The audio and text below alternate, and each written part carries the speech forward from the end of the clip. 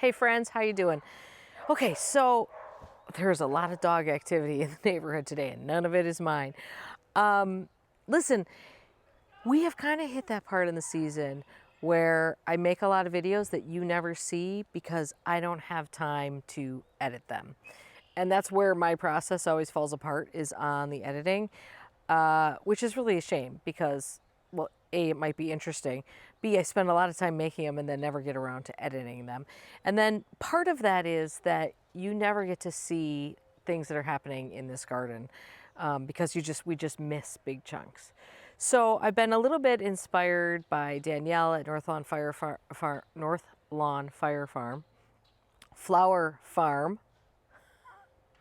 We're going to get to what all this is about anyway, who does these sort of weekly walk and talks. And I'm going to try to do something a little bit similar and just kind of walk you around the garden.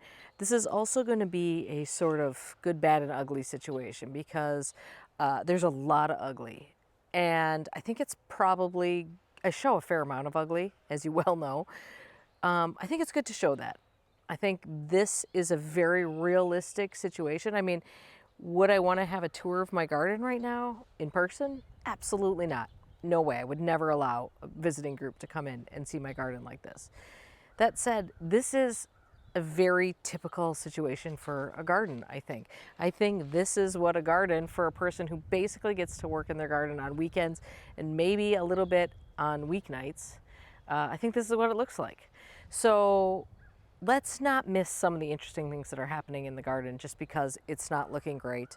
And let's not miss videos because I don't have time to edit them. So that's where all these stumbles come in, which is I'm going to try to shoot these videos more or less in one take. So there will be foibles, there will be voice bobbles, might be swearing. I will try to avoid that. But that's what it will be. There will be ums and ahs, and I'm not going to be correcting that stuff. And this kind of video might not be to your liking. You might be more interested in something a little bit more polished. I totally get that. But for those of you, and many of you have told me, like, Erin, just make a video. We don't really care. We just kind of want to see what your garden's looking like, what you're up to. Like, this is for all of you.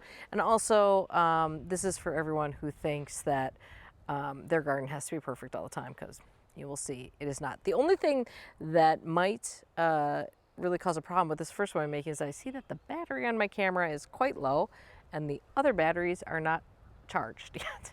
So we'll do our best. But let's just start this. We're just gonna walk around the garden, take a peek at it. We're gonna try to do this more or less in one shot, and it is what it is. Thank you for coming along.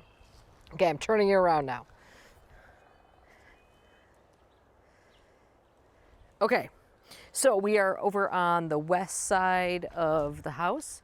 This is the west side garden. Here's the espalier pear, Asian pear. This is Tough Stuff hydrangea, which is showing foliage before any other hydrangea in the yard. Quite interesting. One thing I'm noticing as I look at this is like there are some dead stems. And I will just go in later and take those out. You can always cut out dead at any time. It's not, unless it's congesting the plant, it doesn't matter. Over here, we've got a fair amount of, what do we call this? This is a fritillaria, the one that smells like a skunk. A lot of those popping up. So those are doing well over here, some more of those over here, and then a lot of these I think are gladiator alliums planted in here, and that's basically what we have going on here right now.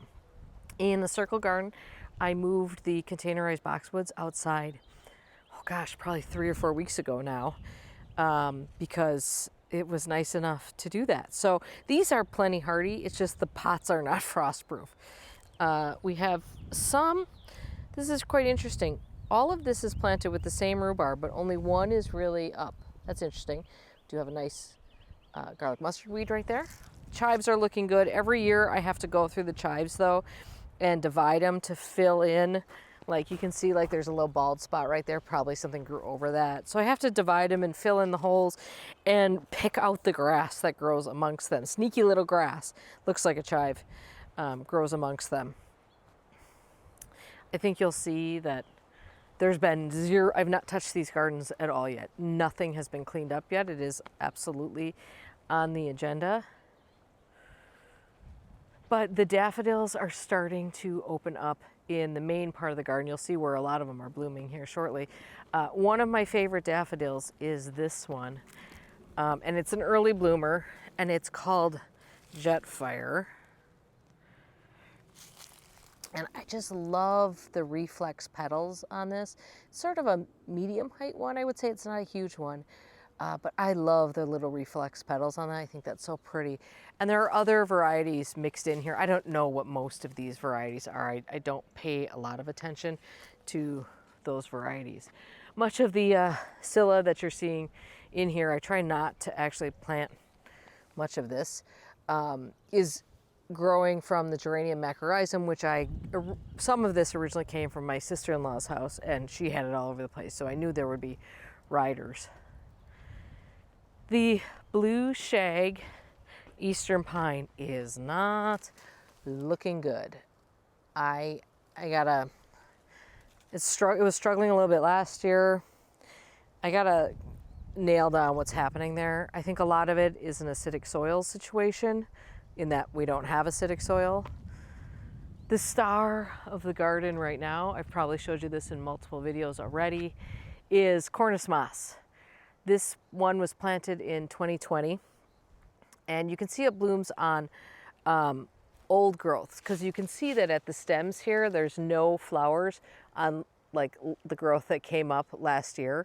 So obviously you would want to avoid pruning these, but oh my gosh, these flowers, and look at all the little ladybugs on there. I don't know if you can see those.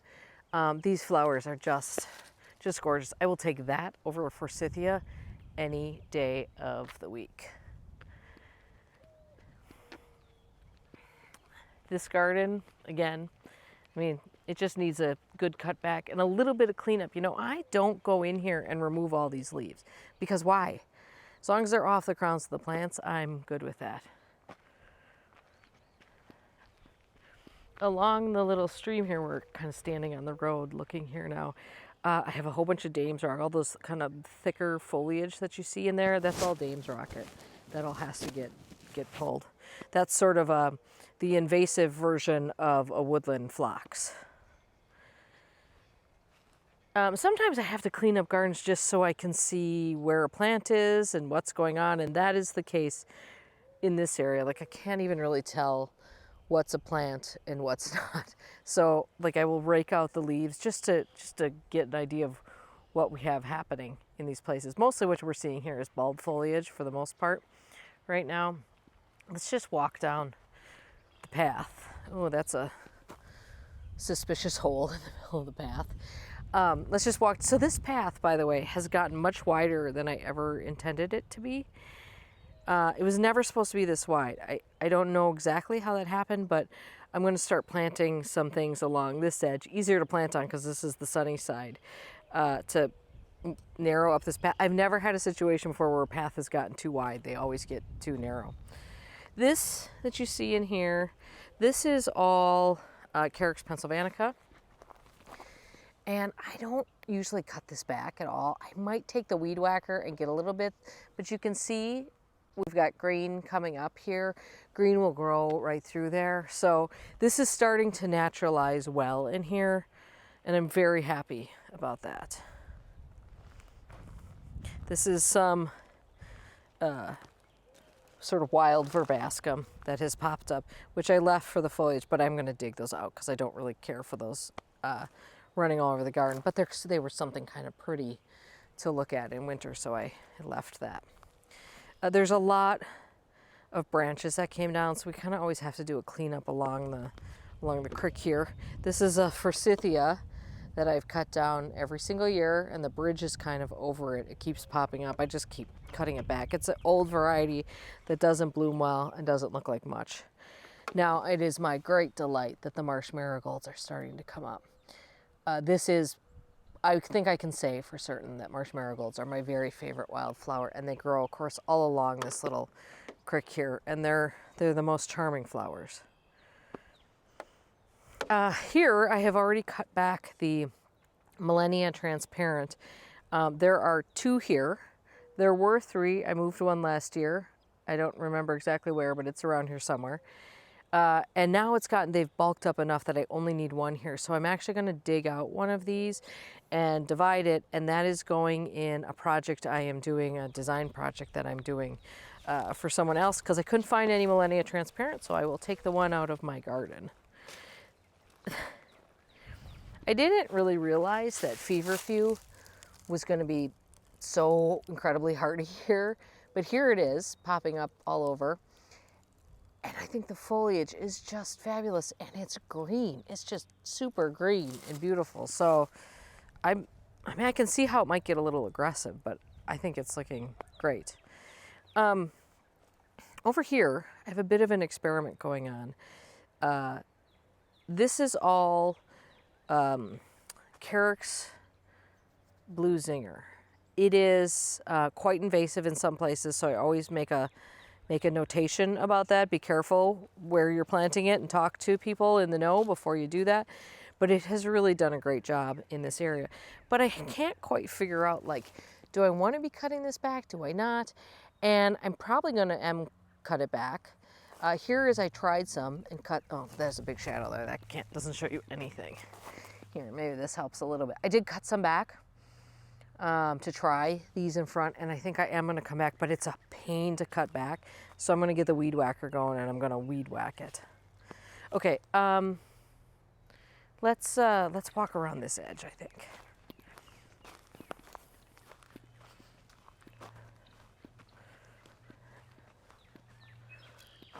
I'm quite happy that many of the Primulas that I planted last year, oh look, this one's blooming. Oh, look. Isn't that just the sweetest? So I got a whole bunch of Primulas from a gardening friend who actually gardens. He's the gardener at a very important garden just down the road from me. He loves Primulas. He wants more, he's written about them in Horticulture Magazine. He wants more people to grow them. And he shared a whole bunch with me last year. So I've been planting them. And I can see like most of them are coming up. I see there's little pink flowers like here. We're gonna have, I don't know if you can see that, but tiny little pink flowers coming on that one. And there's more around the corner as well. Some of the hellebores are blooming here. I don't know what any of these hellebores are. There might be a tag deep down inside there, but this guy is pretty. He always faces down, but his flowers are pretty. This area gets really covered in leaves. So because I literally can't see where a plant is, I do need to come in here and rake out a vast majority of these leaves. Now let's talk about where this pot is upside down. This is the pot that I use as a water pot. Do floating flower arrangements in it. I am toying with the idea in this space, basically where that pot is, of putting in a very shallow, probably 13 inches high, copper, I think it's copper, no, it's steel, Corten steel, 36 or 48 inch, probably 36 inch. It's actually a fire bowl, but I would use it, I would have it plugged up and use it as like a water feature rather than the pot that's there. I haven't pulled the plug on it yet, but it might be happening. And then the plants would kind of grow over the edge. I think it might be, and I probably wouldn't put flowers in it, I'd probably just leave it, just water. Maybe put one little water plant in, I don't know. So anyways, if you want to weigh in on that, go for it. I'm all ears.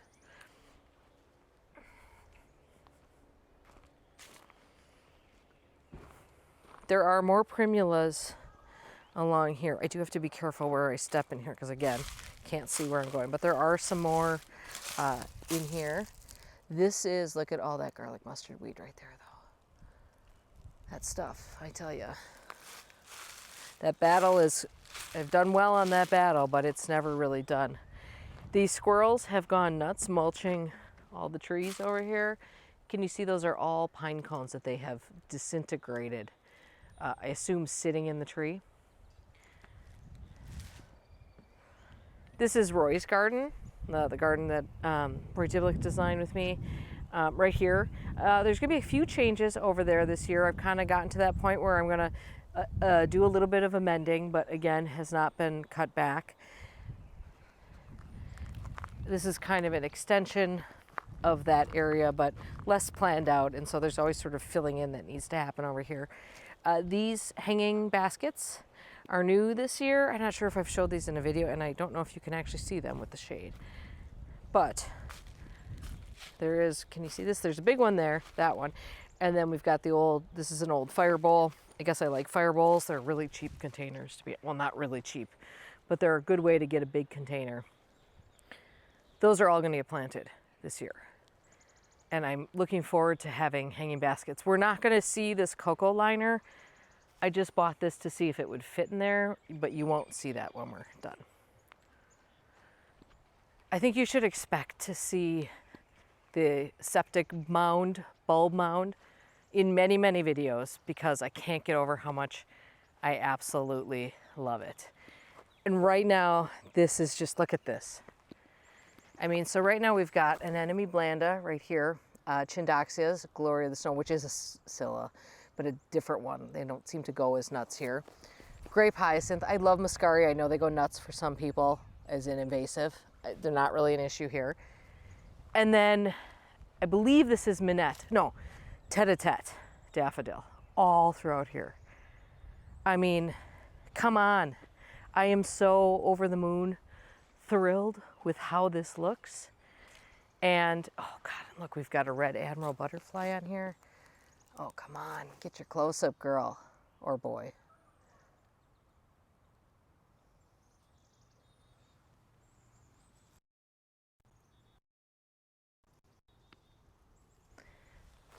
So I'm just couldn't be happier with this.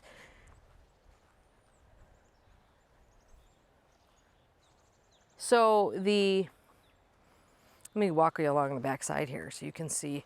We only kind of did maybe a third of the mound.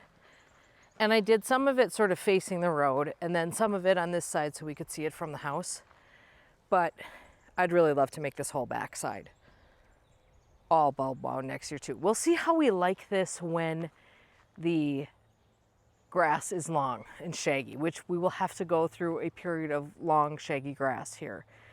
But here's some blue Anemone blanda in there.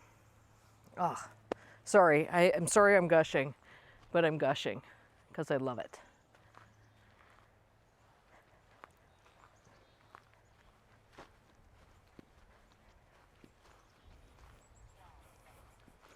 We will make a swing over here where we get more and more natural as we go this direction. Interestingly enough, this rhubarb was here when we moved in. I assume somebody planted it here.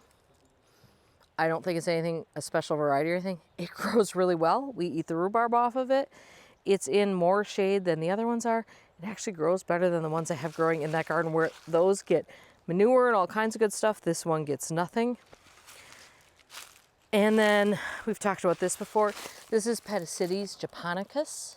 Oh, there's more red admiral butterflies. He's just following me around because he wants the shot. These are the leaves coming up. These leaves will get, 18 inches across. And it is starting to spread, which is what I wanted here. And it is starting to go this way.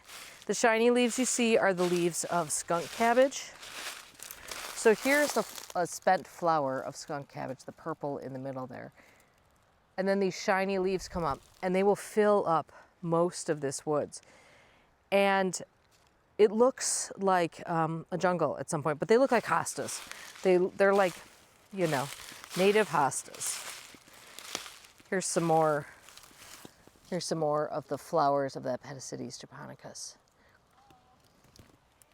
All of those I transplanted from a neighbor's house. They like boggy conditions, so my hope is they just go this way. Here is a plant that I don't know what that is, and I don't think that's skunk. No, that is skunk cabbage. It's just the leaves are just starting to come up. I see some nasty, nasty, nasty thistle in here that I have to pull. That will be the story of my life.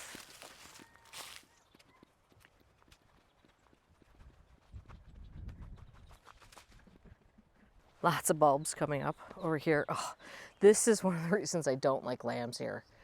God, is there anything that looks worse than lamb's ear in spring with all that dead, gross, mushy foliage on there? I still grow it because it's super dependable. This garden really needs, this is new-ish. It was made at the same time as Roy's garden. It needs some attention this year. It needs some taller things. Predictably, the battery died. Anyway, what I was saying is, this was a garden that I left stand for the winter and it did not look good.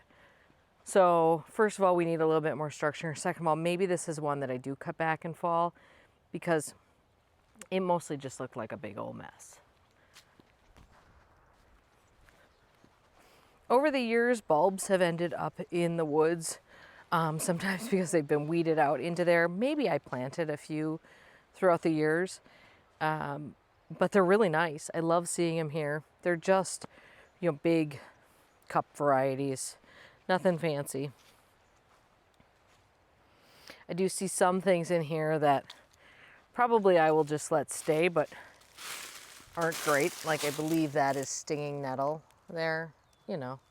Not something, and by the way, I see a lot of it, but I probably won't weed it out. I've got enough weeding to do elsewhere. This is one of the birch trees that was in the container last year.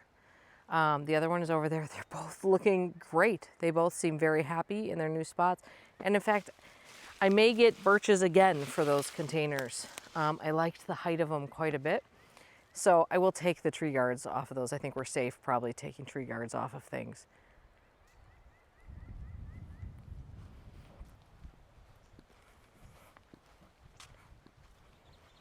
Much of what you see coming up in the garden when we come to this side is Virginia bluebells. So this is Virginia bluebells foliage.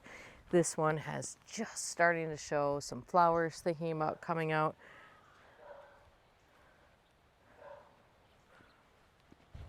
Some of this garden has been cleaned up a little. I think you can kind of see where I stopped, and some hasn't been.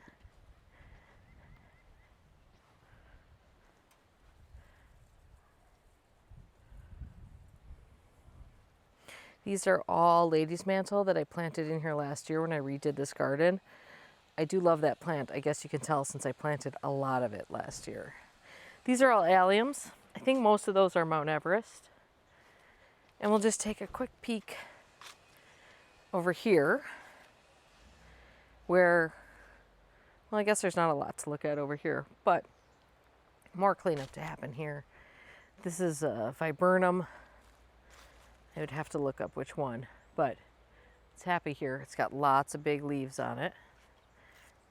And over here is the elderberry lemony lace that I had in the urn last summer, and planted that in the garden too. And it's gonna have great leaves on it. Now we'll see if it can outlive the verticillium or avoid the verticillium wilt that has killed multiple elderberries in this garden before. But I like that because it proves that you can spend a little bit more on a plant for a container and then transplant it in your garden and, not feel bad about originally spending that much money on something for a container. We're cleaning screens today. And then there's this garden, and really we're looking mostly at the urn, which is looking great. You saw that in another video.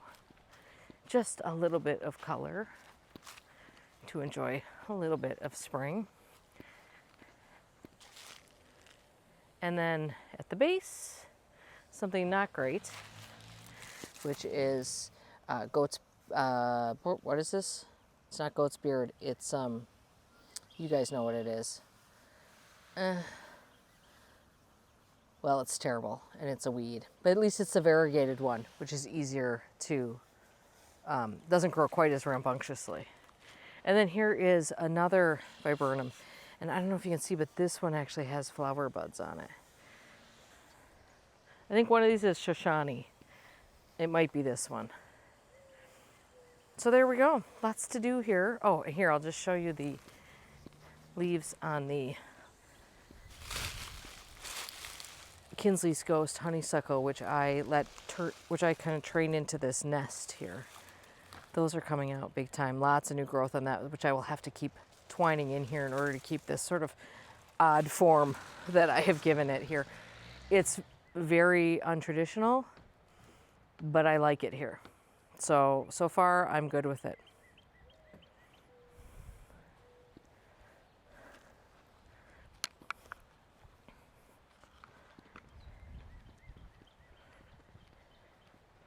And just lastly, I'll just show you, this is the Cornus moss planted last year in the mixed hedge between us and the neighbors. Also blooming, not quite as nicely as that more mature one, but still really beautiful. I think we're gonna plant a clematis growing up this one. Not sure yet. Okay, so there is a little mini tour around the garden, a little talk about what I'm thinking about, what I'm enjoying. You get it. I'll take a little feedback if you guys like this or not. Really raw, unedited, possibly boring. Let me know how you feel about this. If there's things you'd rather see instead. Just trying to not miss things that are happening in the garden, but also make it manageable for me to be able to manage to get videos up. So you are going to see this video before I get around to editing a video of some stuff that you saw in this video, because hopefully this will go up within hours of me posting this. So anyway, have a great day in your garden. Thank you for watching. Happy to see your feedback on this. Please catch you in the next one. Bye everybody.